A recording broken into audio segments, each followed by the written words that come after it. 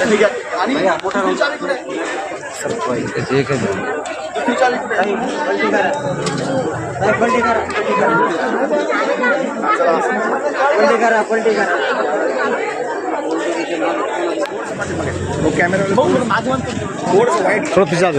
तुम्हाला बाईट देतो. सर, आज मिनी ट्रॅक्टर वाटप करण्यात आले, पिंक रिक्षा वाटप करण्यात आले आणि तसेच लखपती दिदीला कर्ज वाटप करण्यात आलं. काय सांगायचं? बघा, माझ्या मतदारसंघामध्ये गेल्या 8 ते 10 वर्षापासून दरवर्षी ज्या उमेद किंवा सरकारच्या वेगवेगळ्या योजना आहेत त्यामार्फत लोन, नंतर ट्रॅक्टर्स, नंतर रिक्षा किंवा कृषी उपयोगी सगळे कृषी उपयोगी साहित्य वाटप करण्यात येतात. आणि माझ्या मतदारसंघामध्ये याचं जास्तीत जास्त काम वाळूज क्षेत्रामध्ये अविनाश गायकवाड आणि सौ ज्योती गायकवाड हे मिळून माझ्या बाकीच्या मित्रांच्या सहकार्याने करत असतात. आणि त्याचं आजही यावर्षी पुन्हा मला वाटतं हा 8वा किंवा 9वा कार्यक्रम असेल. या पद्धतीनं सगळी वाटप आज झालेली आहे. ही वाटप म्हणजे काही उपकार नाही, परंतु सरकारचं कामच आहे की सर्व जनतेला त्यांच्या पायावर उभं करावं. आणि मला आनंद आहे वेगवेगळ्या योजनेच्या मार्फत माझ्या मतदारसंघामध्ये ह्या स्कीमा खालच्या तळागाळापर्यंत आम्ही पोहोचवू शकतो. तुम्ही बघितलं असेल राज्यात सगळ्यात योजना जास्त राबवणारा मतदारसंघ माझा आलेला आहे आणि सगळ्यात जास्त निधी मिळवणारा माझा मतदारसंघ. प्रत्येक शाळेच्या संदर्भात तुम्ही बोलले शिक्षकांनी स्थानिक ठिकाणी झालं पाहिजे आणि तसं व्यसनाच्या संदर्भात पण तुम्ही इथं केलं की दारूच्या दुकानात जाण्यात यावं, तर काय पण झाले पाहिजे. होय, शाळेतल्या शिक्षक आणि शिक्षिकांनी कायद्याप्रमाणे आपापल्या गावातच मुक्कामी राहिलं पाहिजे. व्यसनाधीनता वाढलेली आहे, वेगवेगळे दारूचे दुकानं अवैध इथं वाढलेले आहेत. ते त्यांचं काम आहे या ठिकाणी व्यसनाधीनता होऊ नये. ते त्यांना माहीत नाही, त्यांना वाटतं फक्त 10 ते 4 शिकवावं. लोकांना कळत नाही त्याचा ते गैरफायदा घेतात आणि गावात वाळूजला न राहता आम्ही त्याच गावात मुक्कामी राहतो असे खोटे कागदपत्र देऊन दर महिन्याला पगार उचलतात आणि आमच्या पिढ्या बर्बाद करतात. म्हणून माझं त्यांना कळकळीचं आव्हान आणि विनंती आहे शेवटची. मी कायदेशीर आता टर्मिनेशन पर्यंत जाणार आहे, सस्पेन्शन, शोकाज आणि टर्मिनेशन. आणि म्हणून त्यांनी गावात राहून दर्जेदार जिल्हा परिषदचं शिक्षण द्यावं.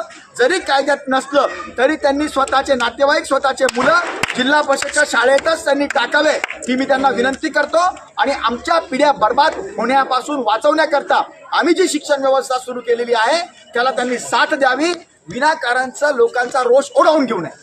आताच बोलताना आपण म्हणले की महिलांनी व्यवसाय करलं पाहिजे, काही प्रशिक्षण घेतले पाहिजे, JCB रोबोट या तुम्ही कसं. बघा, माझं एक स्वप्न आहे की माझ्या मतदारसंघामध्ये एक JCB महिला चालवते, एक रोड रोलर महिला चालवते, त्याच रस्त्यावर 4 ट्रॅक्टर महिला स्वतः चालवते. त्यातला माल जो आहे मुरुम, खडी, डांबर जे काय असेल ती लोड अनलोड स्वतः महिला करते. संपूर्ण जम्मू हा महिलांनी या क्षेत्रात उतरला पाहिजे. त्यांना सुरुवातीला पहिल्या स्कीममध्ये 1ही रुपया द्यायची गरज नाही. JCB, रोड रोलर, सर्व ट्रॅक्टर इतकंच नाही तर पुढच्या 3 वर्षाचं सर्व त्यांचं वर्षभराचे सुट्टीचे दिवस सोडून त्यांचे हे सगळं साहित्य चालतील इतकं काम मी त्यांना उपलब्ध करून द्यायला तयार आहे. शर्त इतकीच आहे की त्यांना ती ट्रेनिंग घ्यावी लागेल. ट्रेनिंग सुद्धा मोफत आहे. त्या बाबतीतच आत्ताच एका ताईने मागे रिक्षा घेतली होती, त्यांना आम्ही 2 लाख रुपये आमची मदत दिलेली आहे विना व्याजी. तिने ती 2 वर्षात पुन्हा फेडायची आहे. आज इथं पिंक रिक्षा सुद्धा 10 याचं वाटप करण्यात आलेलं आहे आणि 4 ट्रॅक्टरचं पण वाटप करण्यात आलेलं आहे. थँक्यू. ओके सर, धन्यवाद. Okay sir. मी ताईंबद्दल, ज्योतिताईबद्दल आणि अविनाश गायकवाडबद्दल थोडी माहिती सांगते. मला जेवढी सांगता येईल तेवढे प्रयत्न करते मी. की आमच्या ताई मी 15 वर्षापासून ओळखते त्यांना. त्या गरिबासाठी, महिलांसाठी खूप योजना राबवून आणतात, प्रशिक्षण देतात, स्वतः कष्ट घेतात, कार्यक्रमाच्या जिथं नाही तिथं ते पूर्ण तयारी करतात आणि सगळ्या महिलांना प्रोत्साहन देतात.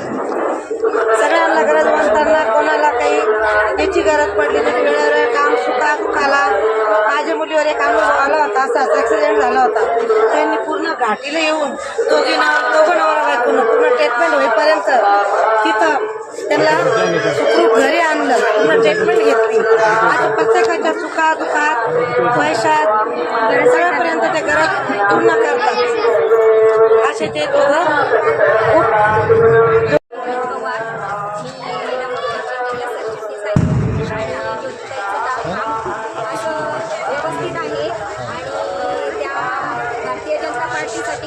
परिश्रम करता आणि परिश्रमातूनच त्यांनी आता रिक्षा वाटप केली आहे, ट्रॅक्टर वाटप केले आहे.